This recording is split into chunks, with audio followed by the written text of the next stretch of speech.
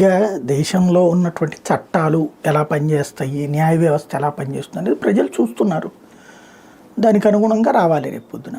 ఇప్పుడు ఎవరు కంప్లైంట్ చేయలేదు కాబట్టి ఒక నేరం చేయొచ్చు అంటే కనుక అసలు రౌడీలోనూ ఫ్యాక్షనిస్ట్లే దేశంలో రాజ్యం వెళ్తారు, వెళ్ళేటప్పుడు లేపేస్తారు. ఇక ఇప్పుడు పెద్ద ప్రాబ్లం ఏముంది, ఎవరు కంప్లైంట్ చేయనియరు, చేసే పరిస్థితి వస్తే వేసేస్తారు వీళ్ళు, లేదా కంప్లైంట్ ఇచ్చినోడు లేపేస్తారు. అప్పుడు ఇంకా సాక్షి కూడా లేరు కదా, కంప్లైంట్ ఇచ్చినోడు కూడా లేడు కదా అని కేసు క్లోజ్ చేసేయచ్చు కదా ప్రాక్టికల్గా.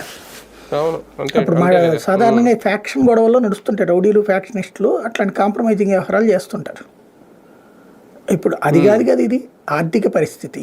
ఆర్థిక పరంగా చూస్తే ప్రభుత్వాలు సరే ఇద్దరు కూడా విధేయత ప్రకటించారు, రెండు రాష్ట్ర ప్రభుత్వాలు కూడా విధేయత ప్రకటించినాయి. దట్ మీన్స్ రామోజీరావు గారి శక్తి ఏంటి, ఈనాడు సంస్థల శక్తి ఏంటి, ప్రపంచ చరిత్రలో మరెవరూ చేయలేనటువంటి స్థాయికి ఎలాగ వెళ్ళారు వాళ్ళు, దేశ రాజకీయాలని అంటే రాష్ట్ర రాజకీయాలను సుదీర్ఘకాలం పాటు ఎలా శాసించారు అన్నటువంటి మరొకసారి ప్రస్ఫుటం అవుతుంది.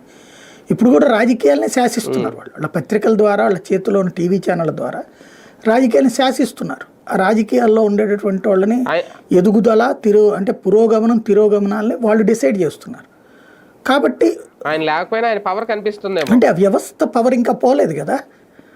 అంటే ప్రింట్ మీడియా, ఎలక్ట్రానిక్ మీడియా రెండు పవర్